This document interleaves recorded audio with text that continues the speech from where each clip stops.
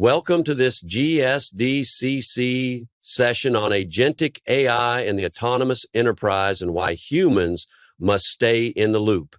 This pivotal discussion, led by the distinguished technologist and educator Lee Bogner, marks a critical juncture in the evolution of business services.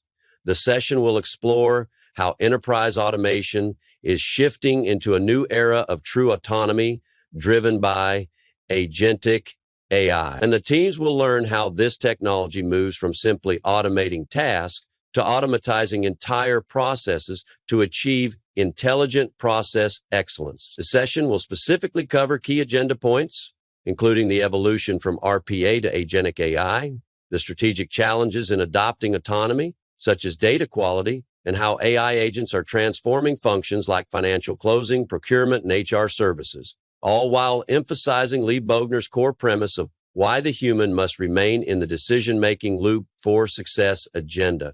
In this session first, how automation is evolving into goal-driven adaptive autonomy. Second, the differentiators between agentic AI and previous hyperautomation models. Third, the primary barriers to adopting enterprise autonomy, particularly poor data quality. Fourth, examples of agentic AI transforming functions like finance, procurement, and human resources.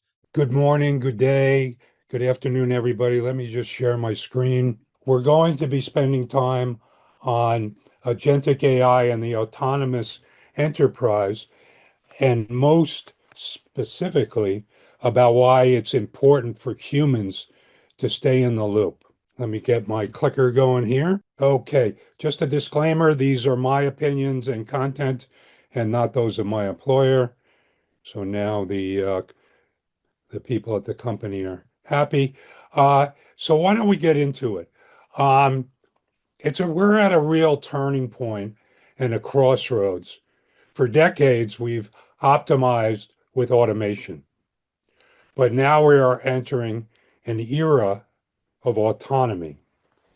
Business services now stand at a pivotal turning point where automation evolves into true or truer autonomy. And what this means is intelligent global business services, or IGBS, signals this transformation. It's an AI-driven evolution where connected agents perceive, decide, and act independently to deliver adaptive end-to-end value. Agentic AI isn't just an efficiency play. It's redefining the art of the possible. Very important. The organizations that adopt autonomy will lead in agility, insight, and innovation.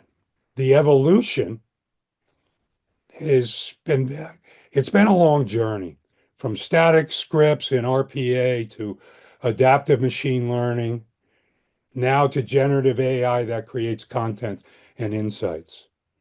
But even beyond that, the frontier going forward is agentic AI and autonomous, goal-driven research and reasoning systems that perceive, decide, and act independently. This is a shift from automating tasks to autonomizing the entire process. So what makes agentic AI different?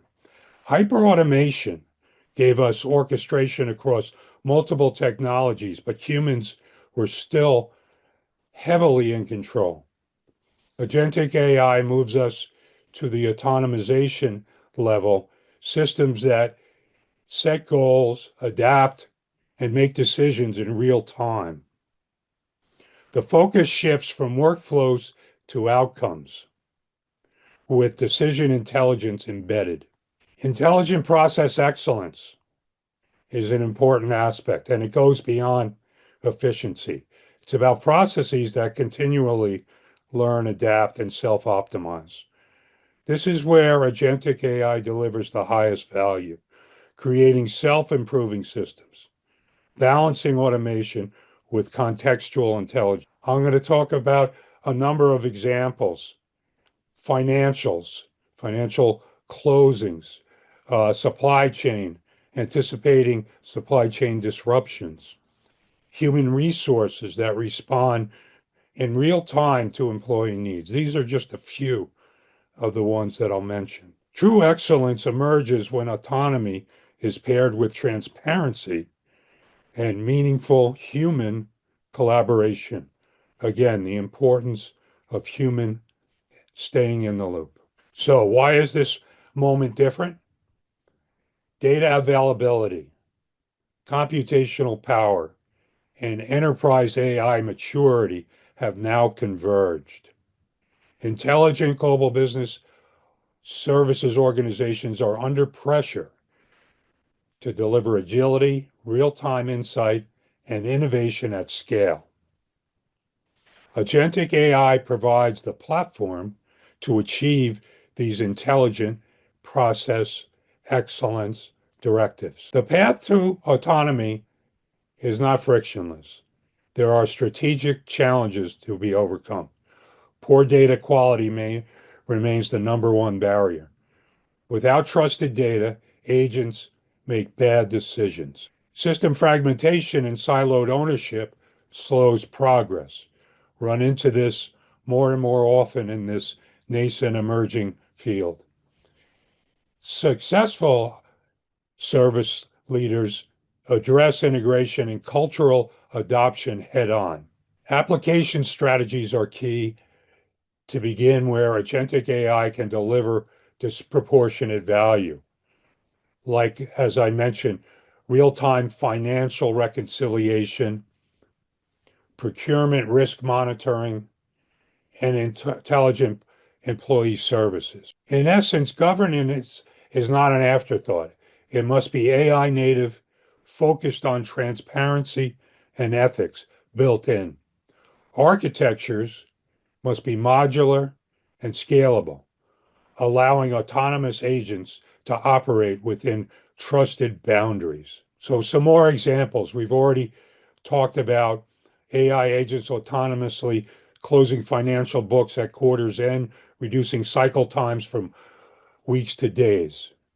Procurement is another example, deploying risk agents that can scan supply chains in real time, flagging vulnerabilities before disruption occurs. And human resources functions are using conversational AI agents that resolve these queries autonomously, most of them, improving service quality. But it goes beyond.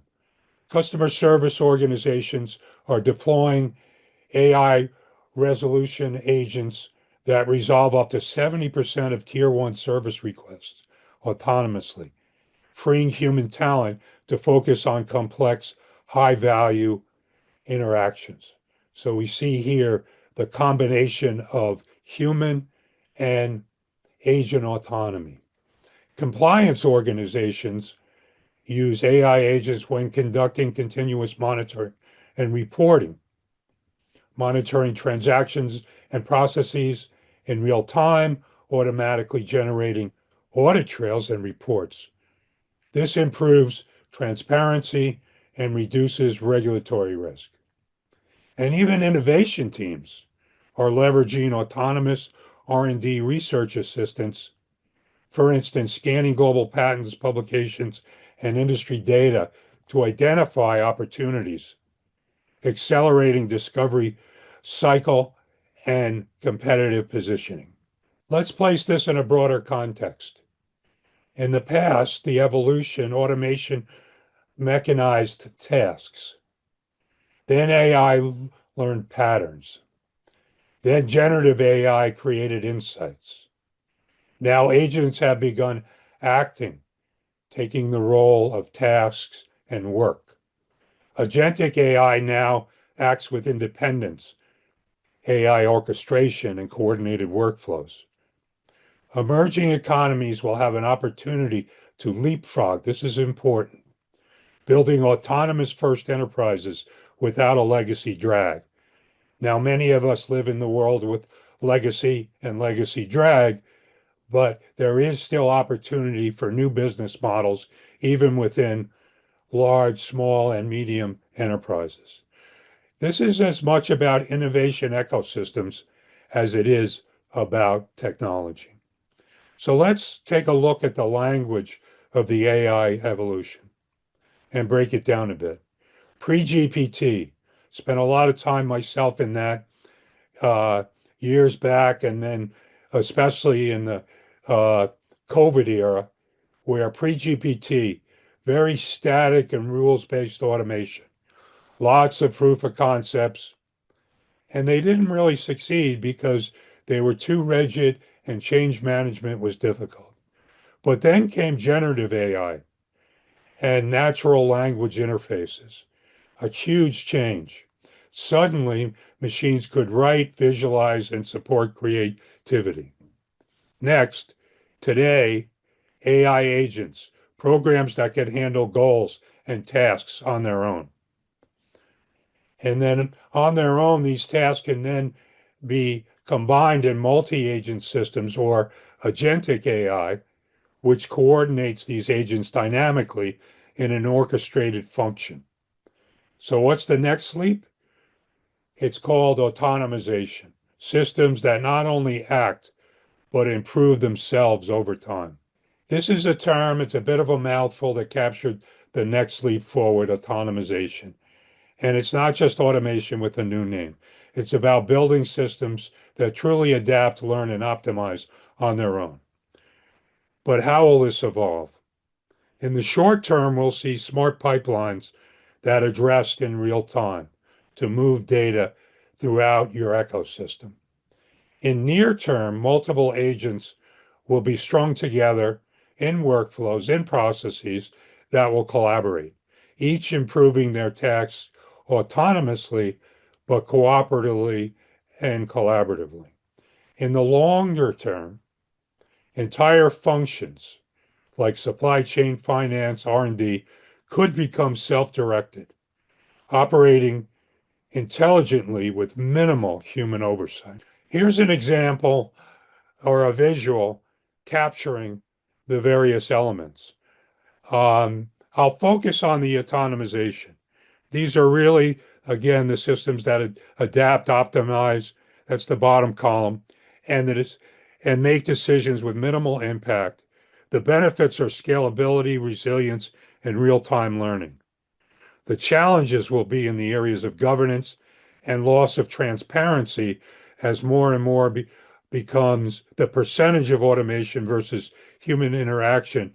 The percentage of automation becomes higher, and the human interaction, which still needs to be there, becomes less of the equation. I'm not saying it's removed. It can never be removed, in my opinion. Uh, but this is a good breakdown of the various elements of the concepts and the type. Autonomized operations, that sounds futuristic, but they're already working today. Think about real-time inventory systems. These already today predict shortages before they happen, or digital agents that optimize supply chains while we're sleeping. Our role is to make these intelligent workflows the rule, not the exception. Now, what's the difference between human augmented AI versus full autonomy? Human augmentation AI agents work with people more of the equation. Uh, the human has more of the elements, but the AI is assisting the people and the humans with decision support. It's flagging anomalies and it's suggesting actions, but it requires strong and pervasive human oversight. Autonomy or full or semi-full control, the independence that I've been talking about, makes decision and execute tasks without direct input in most cases. While powerful, they require stronger controls around trust, safety, and governance, as I mentioned on the prior slide. So while you want to allow them to have more control and significantly less human interaction, there is a lot around trust, safety, and governance, especially from the human element, that has to be factored in. The benefits of human augmented AI, again, I mentioned transparency, flexibility, but the ethical assurances. This is ideal for healthcare, legal, and finance in particular, whereas the fully autonomous systems or mostly autonomous systems excel in speed and scalability. So the fit, especially today, for logistics, defense, and dynamic optimization.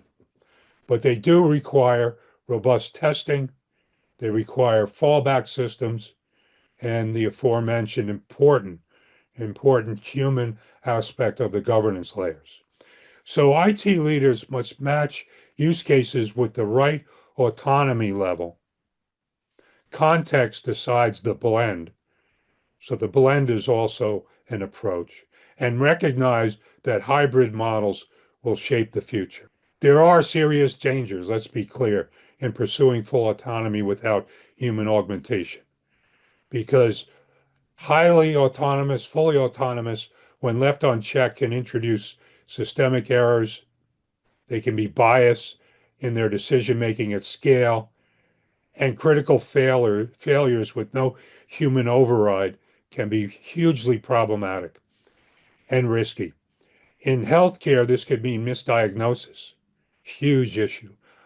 In finance, major transaction errors. In defense, unintended escalation. All highly unintended consequences. Human augmented approaches introduce vital safeguards. Keep this in mind. Context, empathy, accountability, and ethics checks that the artificial intelligence is not part of their direct purview. We must design with human in the loop, not just as overseers, but as strategic partners in intelligent operations. The biggest risk isn't that machines think too much, it's that we let them act without ensuring we and they understand consequences. Very, very important why humans must stay in the loop. So the path to intelligent process excellence, this journey is not just an upgrade, it's a reinvention. It means moving from cost efficiency to intelligence-driven reinvention. Organizations that embrace autonomy today will define the operating model of tomorrow. Again, with that hybrid balance. So, at every phase of AI's evolution, human augmentation has been central, providing oversight, guidance, and creativity, the aspects humans provide more than the AI. In RPA, humans resolve the exceptions. In Gen AI, they co-create and steer the outputs. As enterprises move towards autonomization, the HITL, or human in the loop, becomes even more vital, safeguarding accountability, ethics, and contextual intelligence. Leaders must design models where humans and AI agents collaborate effectively, both ensuring trust, as I've been alluding to, but also business value. So it's not just a tech story, it's a leadership story. So the C-suite, CIOs, CTOs, CDOs, CAOs, our titles vary, but the shift is universal. We are no longer just managing systems. We're shaping intelligent ecosystems. We must now be cultural change agents, again, as humans, translators of AI into business impacts, and champions of ethics and trust. Building a culture of innovation is key. Technology can't transform an organization if culture doesn't follow. On the human side, we need to nurture curiosity. We need to empower teams to experiment. We need to invest in cross-functional collaboration. What does that mean? It means training, support, and creating safe spaces to learn and sometimes fail. Innovation is now everyone's job. So the call to action, this isn't really a technology keynote, it's a leadership keynote. Your role is to redefine intelligent global business processes and services as the intelligence hub of the enterprise, where agents don't just automate, they think, they act, and they deliver value. The future of intelligent automation is autonomous and the future is already underway. So we need to first embrace that we're no longer in the automation era, we're in the autonomy era. Next, we need to lead with vision and we need to lead with clarity. Third, we need to invest in people, humans, and systems equally. And then autonomization isn't just a technical journey, it's a leadership imperative, and it's ours to shape. So this moment really is just the beginning of the next stage of the journey. The real journey starts now. So how to invest in people while automation will, what's the last part? So yeah, yeah, I've got some very strong opinions on that. Um, I think uh, the whole idea, what's happening is AI, or in particular generative AI, and now AI agents is rapidly escalating throughout company civilization and cultures as well as businesses since ChatGPT was released in late 2022, and the news media is uh, all over it. But the reality is, it'll take time. There's an emergence that still needs to happen. My feeling is that AI literacy is key and important within organizations. Uh, there's a lot of talk of job displacement and replacing with AI. So that's been going on for about 12 months, even though Gen AI has been around for almost 3 years now.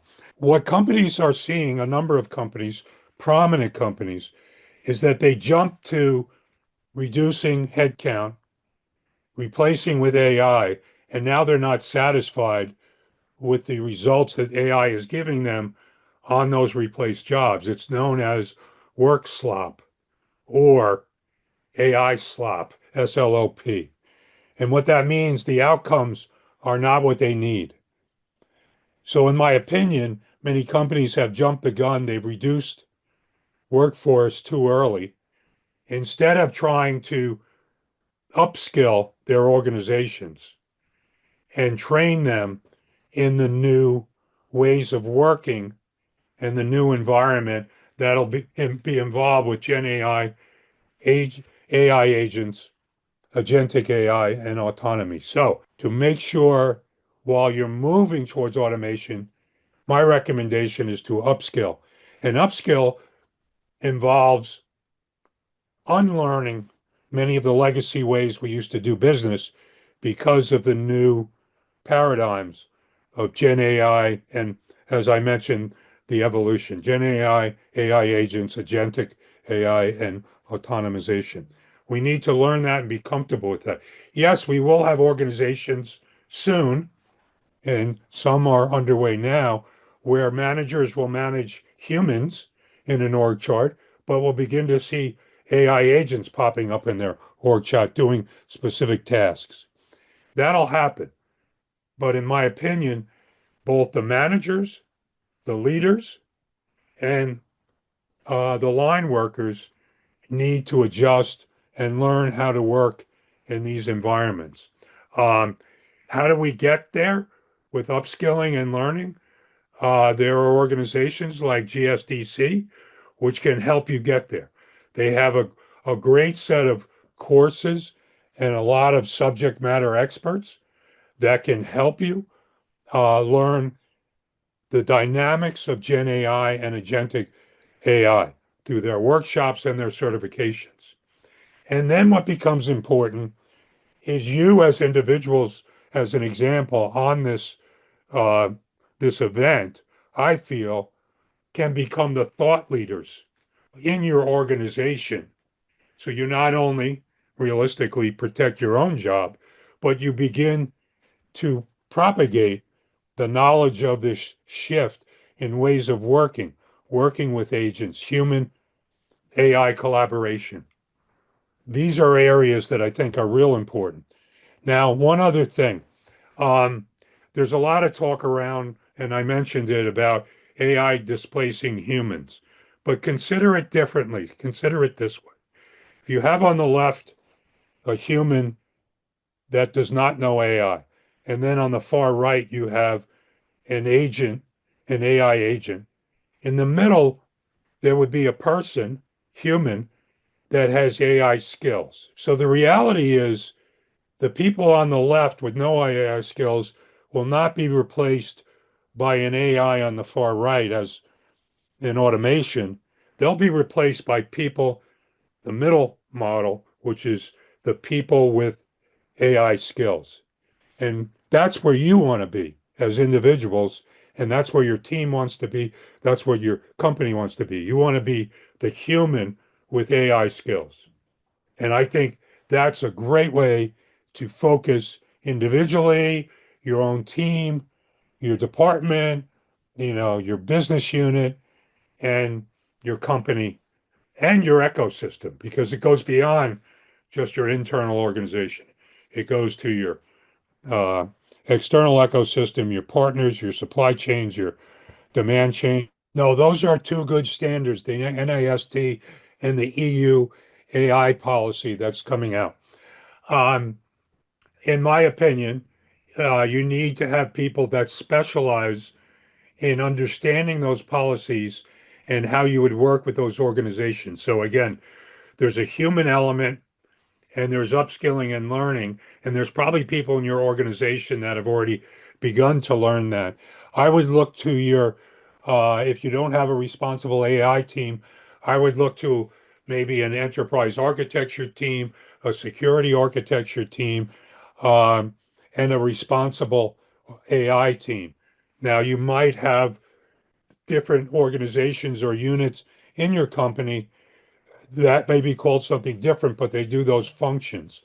And by doing those functions, they can stay on top of the external compliance uh, policies and strategies, because some of these policies contain, penalties and fines, just like GDPR did almost 10 years ago, right? The Global Data Protection regulation in the EU. So you have to have talent that understands that. Now, once you have the talent that understands that and makes sure that the company moves towards compliance, you need to begin building. And I touched on this a little bit during my presentation. I'm a firm believer that as you're ideating, your AI application and how you're going to apply it to supply chain or to procurement or to human resources or to financial transactions, you need to be building and thinking early on the process, how you're going to govern and how you're going to review at various stages, and start doing that way up front when you're ideating the project. So your project managers, your product managers start partnering on a human side with the various technology people that you need to help deliver the data and the development or enhancement of the AI tools, and then partner with the compliance people, the ones that I mentioned. Uh, could be enterprise architecture, it could be security architecture, it could be responsible AI, it could be all of them as examples, and partner with them early. It's really a collaborative effort. Uh, and that's where leadership comes in. You can become the thought leader within your organization, because a lot of this, I'll tell you one thing, a real gotcha is, and I think about it in this way. Think of the word post, and I'm going to spell it POST. And I firmly follow this. Post, P meaning people, O meaning objectives, S meaning strategy, POS. Do those first, and then your technology. T for technology. What I find is that many companies come in and say, and leaders do this a lot because I still deal with this. Hey, we need an AI technology strategy. And then I'll ask, well, who's going to use it? What are their objectives? What is your strategy on the business side? Well, I'm not sure. All I know is we need an AI technology strategy.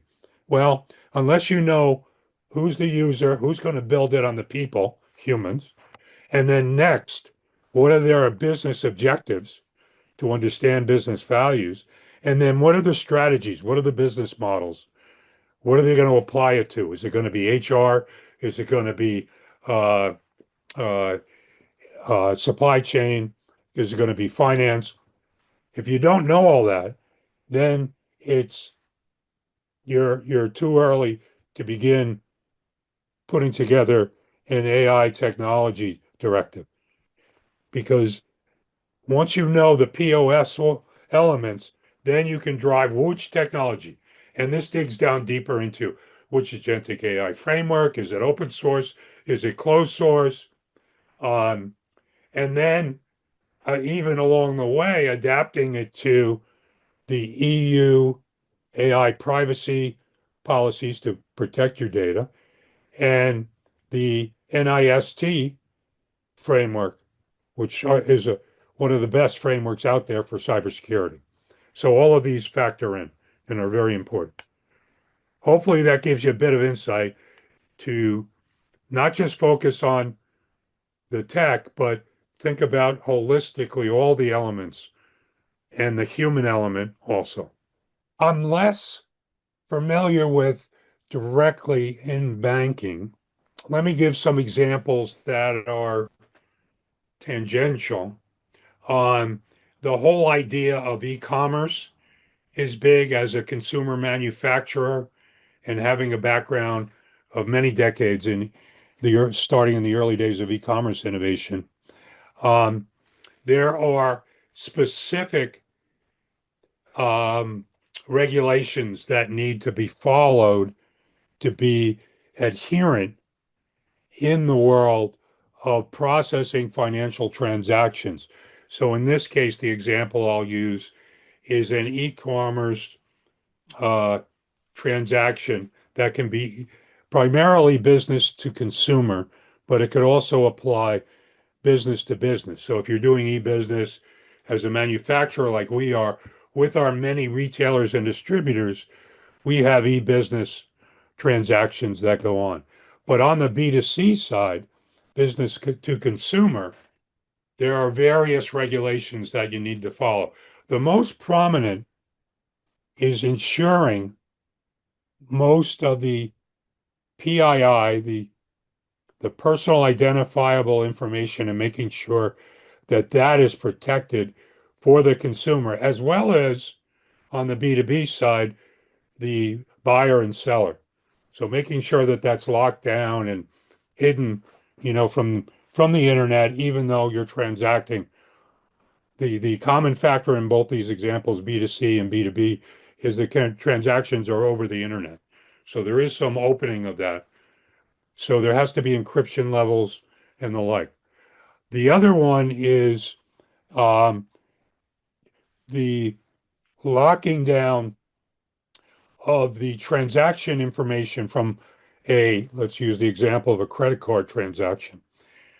So the credit card is also used over the internet. The There's multiple elements. There's the consumer who inserts his card, uh, shares that information. The information then goes to the merchant bank that works with the retailer, which is the e-commerce site that's fulfilling the order. And then there's on the business side to making sure that it's valid. There's a payment card industry data security standard regulation.